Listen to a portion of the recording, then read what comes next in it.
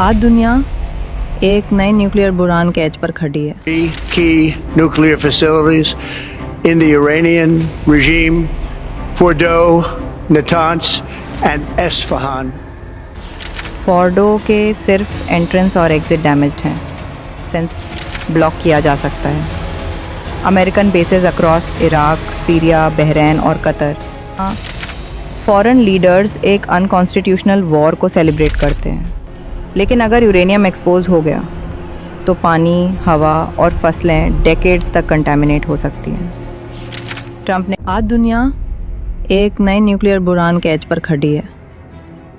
रात 2 बजे ईरान के फोर्दो, नतांज और इस्फान न्यूक्लियर फैसिलिटीज़ पर अमेरिकन अटैक हुआ।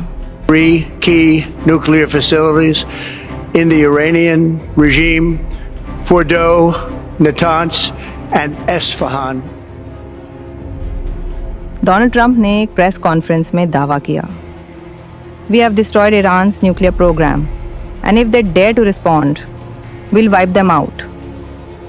मगर क्या ये सच है या सिर्फ एक political stunt? By the world's #1 state sponsor of terror.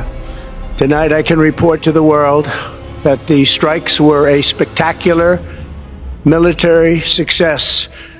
Iran's key nuclear enrichment facilities have been completely and totally obliterated. Trump के मुताबिक B-2 बॉम्बर्स ने फोर्डो साइट पे GBU-57 बंकर बस्टर बॉम्ब्स गिराए। इस्फान और नतांज पर अटैक किया गया Tomahawk missile से US सबमरीन्स के ज़रिए। लेकिन ईरानियन मीडिया तस्नीम न्यूज़ ने कहा, फोर्डो के सिर्फ एंट्रेंस और एग्जिट डैमेज्ड हैं, सेंसिटिव यूरेनियम एनरिचमेंट सिस्टम्स बिल्कुल महफूज हैं। उनका ये भी कहना है कि क्रूशो सेंट्रीफ्यूजेस ऑलरेडी पहले से रिलोकेट किए गए थे, अटैक सिर्फ एक झांसी है। तो सवाल उठा है, was this a real military success और just Trump's re-election master stroke? Iran के IRGC ने 2 टूक कहा है, स्ट्रेट ऑफ हॉर्मोज दुनिया का 30% ऑयल गुजारता है, ब्लॉक किया जा सकता है। American bases across Iraq, Syria, Bahrain और कतर रिटेलिएशन टारगेट्स हैं। आयतुल्ला खामेनी की पुरानी वार्निंग वायरल हो रही है, अगर अमेरिका ने हम पे हमला किया तो उसे ऐसी तकलीफ़ होगी जो हमेशा याद रहेगी। इस वक्त मिडल ईस्ट में अमेरिका के 8 permanent bases, 2 aircraft carriers, 100+ fighter jets मौजूद हैं।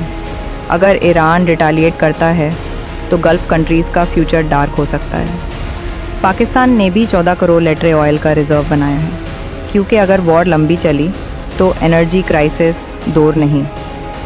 पेट्रोल की प्राइसेस ऑलरेडी स्काई रॉकेट कर रही हैं, पंप्स पर लाइंस लग गई हैं और ये सिर्फ शुरुआत है। कांग्रेस से ट्रंप ने कोई अप्रूवल नहीं ली, ये एक इलीगल रोग एक्ट था। मगर आयरॉनिक ट्विस्ट ये है, अमेरिकन कांग्रेस में ज़्यादातर लोग तालियां बजा रहे हैं। नेतन्याहू, इज़राइल का प्राइम मिनिस्टर, ट्रंप को मुबारकबाद दे रहा है। शुक्रिया ट्रंप, ईरान का जवाब देना हम सब की जीत है। लेकिन ये कैसा वर्ल्ड है जहां फॉरेन लीडर्स एक अनकॉन्स्टिट्यूशनल वॉर को सेलिब्रेट करते हैं? अगर ट्रंप का क्लेम सच है और न्यूक्लियर साइट्स डिस्ट्रॉयड हो चुकी हैं, तो क्या रेडिएशन लीक होगा? चेर्नोबिल जैसा मेल्टडाउन हो सकता है? एक्सपर्ट्स कह रहे हैं अगर ब्लास्ट ग्राउंड के नीचे हुआ तो रेडिएशन लिमिटेड हो सकता है, लेकिन अगर यूरेनियम एक्सपोज हो गया तो पानी, हवा और फसलें डेकेड्स तक कंटामिनेट हो सकती हैं। ट्रंप ने कहा